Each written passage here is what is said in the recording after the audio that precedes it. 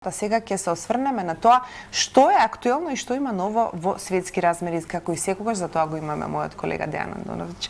Добро утро и добре дојде во денешниот наш колегијален муабет, како и секогаш. Повели да чуеме што имаме ново во светот. Добро утро и подобро ве најдов. Супер.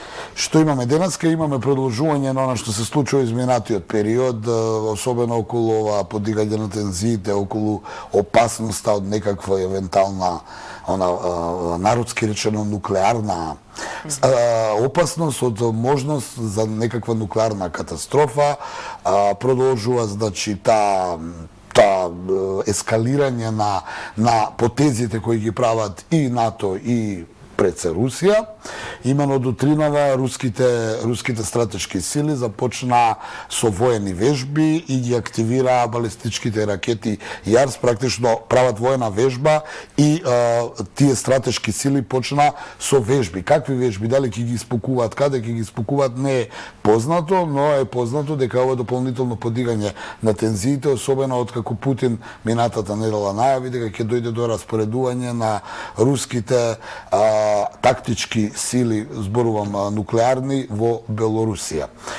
Особен проблем исто така во контекст на ова доаѓа и дека САД утринава соопштија дека е прекинат секаков вид на комуникација помеѓу Москва и Вашингтон околу размена на информациите за нуклеарното оружје. Имено тие имаат подпишано неколку договори кои се Старт 1, Старт 2, Старт 3, да не одам понатаму во договорот, меѓу кои последниот 2010-та, кога тогашниот руски председател Дмитрий Медведев, денеска човекот кој дава најжестоки закани кон Западот, и Барак Обама, тогашниот председател на САД, подпиша еден договор за размена на информации за тоа кој какви оружја има, каде ги разместува, кога прави вежби, каде ги прави вежбите, за да може сето тоа се надгледува во воената практика. Тоа е нормално. Вие правите некаква голема воена вежба, другите армии, нели, ја следат работата, и сега кога се две суперсили, прашање мора да се надгледуваат и да се контролираат, некој да не забега. Од утринава прекината и таа комуникација, така да се подигнува едно ниво на опасност дека Русија би можела да го искористи својот нуклеарен арсенал. Јас зборував и вчера и завчера за тоа. Веројатно нема да дојдат тие стратешки сили во функција, туку можно да дојде до тактички сили. Значи, тактичките нуклеарни боеви глави има за задача да добијат битка, бидејќи имат се помала јачина имаат, додека стратешките има да ја добијат војната и тие се многу разорни. Веројатно сега се ставени тие тактички, но и самиот факт дека е можна опцијата на цело ова прави дополнителен ефект. И сега повторно ќе кажам, секоја акција има и реакција, НАТО не седи мирен.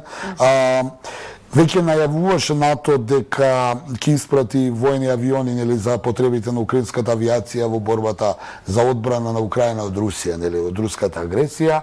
Меѓу тие авиони си F-16 се бара и американските F-16 се бара и европските Торнадо. И сега барајќи по интернет и следејќи ги работите, таа акција и реакција, гледам дека тие авиони, што ги споменав сега, не ги бараат случајно, бидејќи тие може да носат бомби, кои се исто така со такво полнење, се разбира тактичко полнење, па веројатно и таа реакција би била доколку нели Путин евентуално ги употреби овие сили, тактички сили кои се во Белорусија, или па можеби одлуката да се стави во Белорусија овој тактички, нели, арсенал е како резултат на заканите дека можеби овие веќе планираат да фрлаат такви бомби. Зборувам како шпекулација, но се започна откако САД и Британија и целото НАТО најавија дека ќе испратат муниција со сиромашен ураниум за потребите на украинската армија, а потоа излега во јавноста да велат дека тие не се нуклеарно оружје, него се куршуми кои имаат поголема убојта моќ. Сега, за крај на ово што го зборувам, сите зборат за оружје, никој не зборува за мир. Дојде уште една, ајде сега па позитивна вест, морам да кажам, имено Зеленски утринава сепак се одважи да го повика Си Џипинг, кинескиот председател на средба.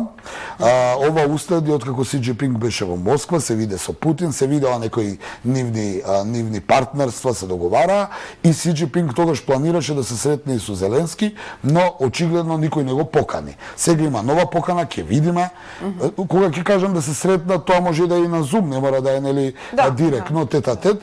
Зборувам барем официјално, сега останува само уште да видиме дали Си Џипинг ќе прифати оваа понуда, бидејќи беше одбиен очигледно пред неколку дена.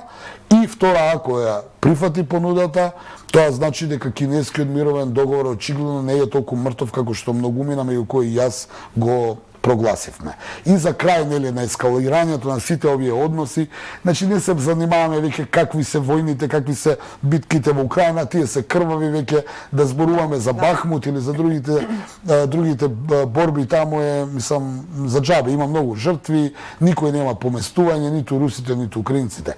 Она што е според мене дополнителна тензија е и барањето на САД да се направи меѓународен кривичен суд за злосторниците и виновници за агресијата во Украина. Тоа е само уште едно продолжување на оној меѓународен кривичен суд кој издаде налог за апсење на Путин, па некако и да има мала мировна иницијатива од Си Џипинг со Зеленски и со другите, ова повторно некако го минира мировниот процес според мене.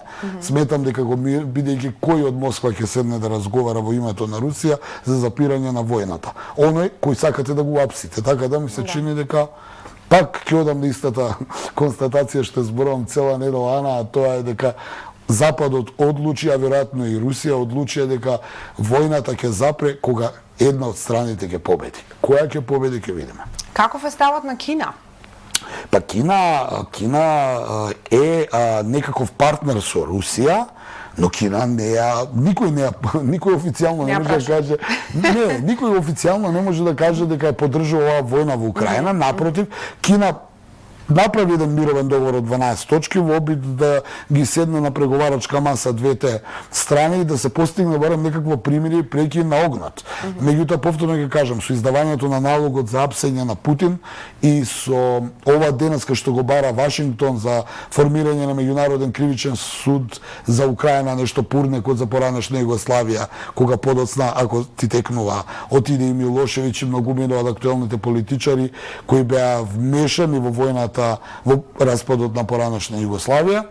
Очигледно и за Русија сакаат тоа да го направат, а знаеме дека ако сте на власт и ви се заканува некакво судење, ќе направите се да не дојде тоа судење, односно ќе злоупотребите власта. Сега ако ќе го свртиме целиот овој разговор, нуклеарно оружје, стратешки сили се ставаат во функција, се суспендира комуникацијата меѓу размена на информации за нуклеарното оружје и плюс имате закана дека еве вие ако ја напуштите вашата матична држава ќе бидете уапсени, ми се чини дека не гледам позитивно на наредните месеци во овие настани.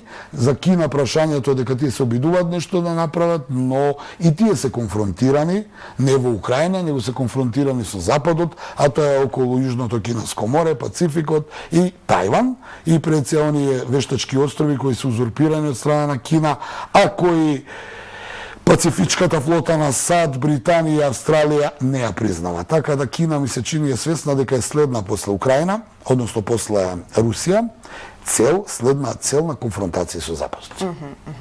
Добро, ако е тоа се што исцрпивме во однос на она што е актуелно. Има многу работи актуелни, светот за жал е секогаш актуелен, можеме да зборуваме за многу теми, овие ги издвојуваме секојдневно. За жал можеби некој ќе замери, ќе каже секој утро зборувате за Украина, Русија, НАТО, САД, меѓутоа тоа што е најактуелно. Меѓутоа не можеме да зборуваме за нешто друго, бидејќи што и да се случува во светот не влијае врз нас, освен ова што го зборуваме сега. А ова многу влијае, ние сме земја членка на НАТО и на некој начин, ако НАТО е конфронтиран со Русија, и ние сме дел од конфронтација. Така, инволвирани во тоа. Сакале да признаеме или не. Така е. Еве дадовме и оружје, треба да дадеме и оружје да потребите на Украина. Еве и авиони, нели хеликоптери. Па добро, јас морам да признам дека бев и тогаш новинар и се сеќавам дека кога дојде до војната 2001 во Македонија, нас ни пратија оружје само украинците. Значи ни пратија 4 авиони, не знам колку хеликоптери, многу украински автоматски пушки, така да веројатно и да не бевме земја членка на НАТО и да немавме обврски, веројатно ќе беше коректно сега кога они се нападнати некако. Колку оваа помош ќе биде, тоа нека си го проценат експертите. Многумина од нас ќе кажа дека е тоа малку, меѓу кои јас, меѓутоа веројатно и тоа малку многу значи во оваа сурова војна, бидејќи во Украина се води сурова војна. Дејан, ти благодарам. Жал ми е што имаме секогаш волку актуелни теми да зборуваме. Да, не зборуваме за некои работи. Да. Тоа е, таков е светот.